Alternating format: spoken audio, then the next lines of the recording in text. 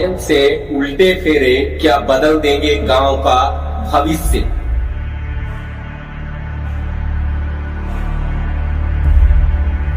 चंद मिनटों में सुनिए दिल दहला देने वाली ये कहानी।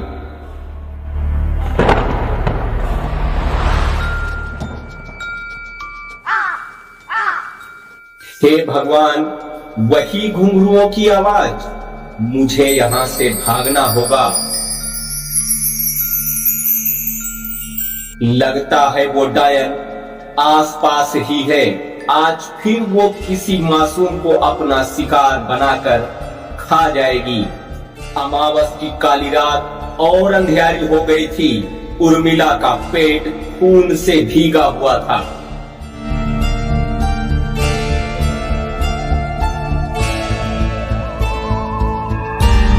और उसका नवजात बच्चा गायब हो चुका था। लहूलुहान उर्मिला को देखकर दाई माँ की चीख निकल जाती है।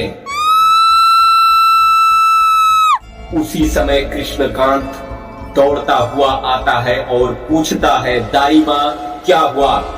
फिर दाई माँ बोलती है, सर्वनाश, सब खत्म हो गया, वो ले गई हमारे बच्चे को। कृष्णकांत शास्त्री ने जैसे ही कमरे में अपना पैर रखा तो वहां देखा कि उर्मिला की लाश खून से लथपथ पड़ी थी और खून से सने पैरों के निशान खिड़की की तरफ जा रहे थे, जो किसी बड़ी अनहोनी की तरफ इशारा कर रहे थे। उर्मिला के अंतिम संस्कार के बाद सारा गांव एक जगह पर इकट्ठा हुआ। उसी समय गुरुजी ने कहा, मैं चाहकर भी तुम्हारे लिए कुछ नहीं कर पाया कृष्णकांत। मैंने पहले ही कहा था कि उर्मिला को इस गांव से दूर ले जाओ, नहीं तो बाकी औरतों की तरह वह डायन उर्मिला को भी मार देगी। कृष्णकांत शास्त्री बोले, आप ये क्या कह रहे हैं गुरुजी? क्या आप चाहते हैं कि यह गांव छोड़कर हम कहीं और चले जाएं? कब तक इस समस्या से भागते रहेंगे? गुरुजी ने कहा, जब तक गांव का कोई आदमी इस डायन से शादी नहीं कर लेता, तब तक यह डायन हर एक आदमी को इसी तरीके से मारती रहेगी। कृष्णकांत बोला, गुरुजी, इस डायन से शादी कौन करेगा? गुरुजी बोले, 21 बच्चों की बलि देकर एक डायन कर्ण पिशाचिनी बनती है, लेकिन अगर कोई इंसान उससे शादी कर ले तो फिर भी वह पिशाचिनी बन जाती है, लेकिन फिर वह गांव वालों को कभी नुकसान नहीं पहुंचाएगी। फिर कृष्णकांत बोला, गुरुजी, इस डायन ने हमारे ही गांव को क्यों चुना? गुरुजी बोले, एक अघोरी जो इस गांव से अपना पुराना बदला लेना चाहता है, उसी ने समय के दरवाजे को खोलकर उस डायन को इस गांव में आने के लिए उकसाया है और उसे सिद्ध करके इस गांव में जगह दे दी। डायन जहां प्रकट होती है वह उस इलाके के 5 किलोमीटर के दायरे में भी अपनी शक्तियों का इस्तेमाल कर सकती है।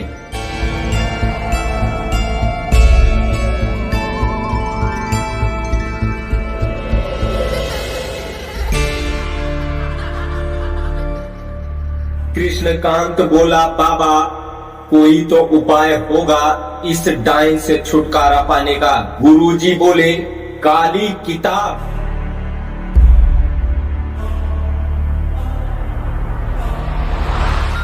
जो दोबारा उसे उस समय के उस पार भेज सकती है, लेकिन कोई नहीं जानता वो काली किताब कहाँ है।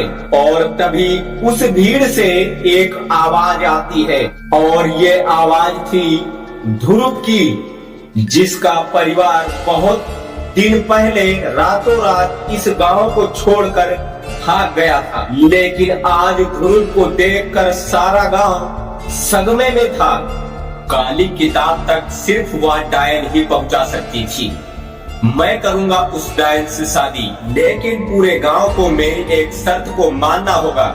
फिर गुरुजी बोले, तो बताओ क्या है वो शर्त। गुरुजी से ध्रुव बोला, डायन के साथ साथ उस अघोरी को भी काली गुफा में जगह देनी होगी। गुरुजी बोले, मती मारी गई है तुम्हारी, तुम नहीं जानते क्या, अगर एक बार उस काली गुफा का द्वार खोल दिया गया तो वो अघोरी अपनी सीमा के अंतिम चरण को भी पूरा कर लेगा और यहाँ हमेशा के लिए गांव में काली शक्तियों का राज हो जाएगा। ध्रुव बोला, अगर इस गांव को इस डायन के काली शक्तियों से मुक्त कराना है तो आप सबको मेरी यह बात माननी होगी।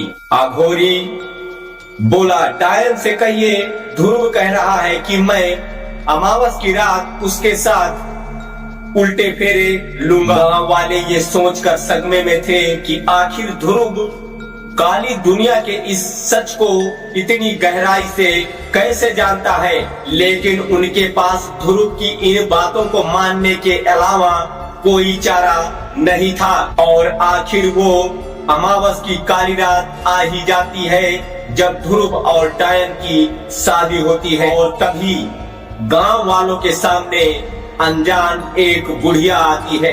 बुढ़िया बोलती है, रोक लो ये उल्टे फेरे की रस्म, वरना तुम्हें डायन से भी शक्तिशाली साये से लड़ना होगा। गुरुजी बोले, साफ साफ बोलो क्या कहना चाहती हो। बुढ़िया बोली, मैं यह कहना चाहती हूँ कि ध्रुव भी इस डायन की तरह दूसरी दुनिया का जीव है। डायन से काली किताब हासिल करने के लिए वो एक भयानक खेल खेल रहा है। डायन से उसका गठबंधन इस गांव का विनाश का कारण बनेगा। अभी भी समय है, याद करो वो कहानी कि ध्रुव कैसे उस रहस्यमयी जगह पर अपने माँ बाप को मिला था।